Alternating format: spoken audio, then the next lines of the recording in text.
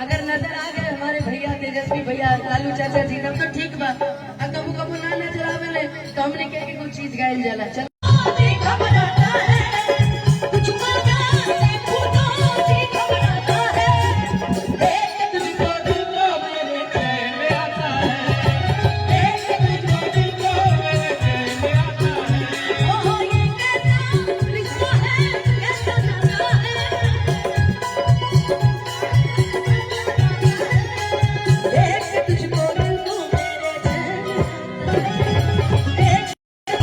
बहुत बहुत अभिनंदन बा, चाहे वो बाराती पक्ष से होते चाहे घराती पक्ष से होके, लेकिन आज हमने के शादी समारोह में भी आयल बनी और ये गाना हम केहू के कहला पे ना गई थी।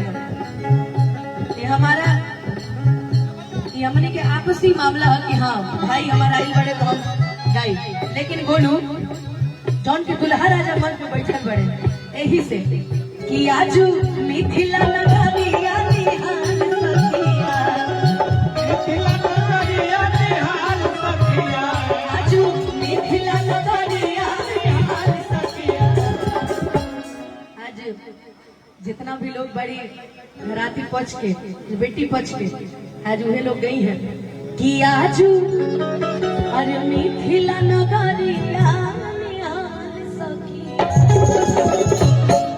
चारों दुल्हा में बड़का कमाल सखिया, चारों दुल्हा में बड़का कमाल सखिया, आज मिथिला नगरिया निहाल सखिया, आज मिथिला नगरिया निहाल सखिया, चारों दुल्हा में बड़का कमाल सखिया,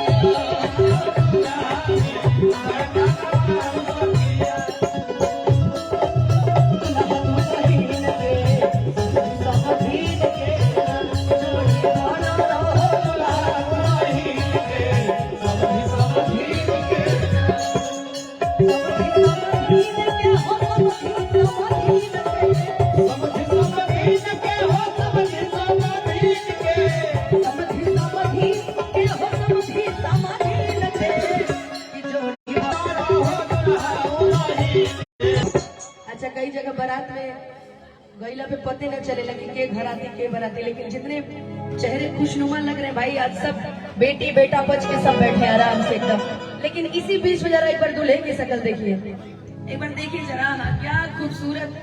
कहते ना भाई गाना था कि हंसता हुआ नूरानी चेहरा, काली जुल्फे रंग सुनहरा, तेरी जवानी तौबा तौबा रे दिलरुबा दिलरुबा। लेकिन जब मैंने उनको बोला ना कि एक बार दूल्हे का चेहरा देखिए बेचारे खुश हो गए एकदम। लेकिन जानते हैं कि बस आज कल से तो फिर ठीक है, आने दीजिए, खर्च बढ़ गई कल से, अब कल से खर्चा दुगना हो जाएगा। अब तो सब जिद्दी भी अब उसे समझा देना, लेकिन अब बड़ा दुखित पड़े, हम कुछ खुद ही नहीं, लेकिन भगवान करे, माता रानी करे, कृष्ण भगवान करे कि आप लोग ऐसे ही खुश रहिए, आजीवन खुश रहिए।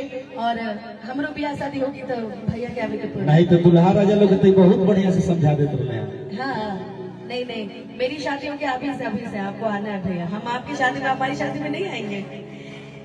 कि लाल चंदन सोहे इनके भाल सखिया चारों दुल्हा और भरत चढ़ावे।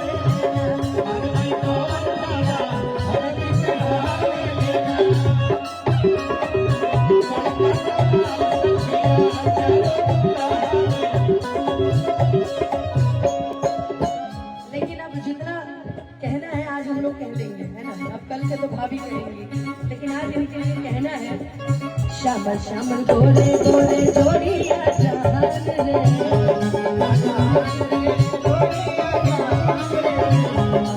न देखो नी सुनाली है निकाल रे। जीवे जोड़ी पे मिसाल सखिया, झुके जीवे जोड़ी पे मिसाल सखिया चारों दुल्हा में बड़का कमाल सखिया, चारों दुल्हा में बड़का कमाल सखिया।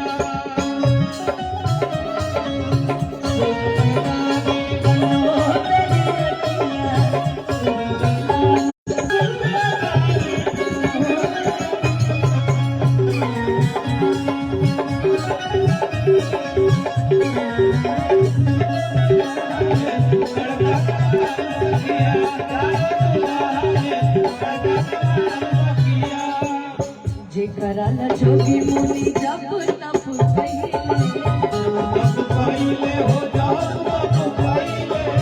से मोर मिथिला में पहुन बन के गइले। जेकरा न जोगी मुनि जब तप कइले से मोर मिथिला में पहुन बन के गइले। अनुपा हौ लैनी ए में के हौ लैनी हमरा बड़ा बढ़िया लगला। कि आज लोढ़ा से सिंगाई इनकर गाल सखिया। तैयारी करके आए ना भैया, कितना बढ़िया से तैयारी कैले बड़ी से साल तैयारी करके आए ना। कि आज लोढ़ा से सिंगाई इनकर गाल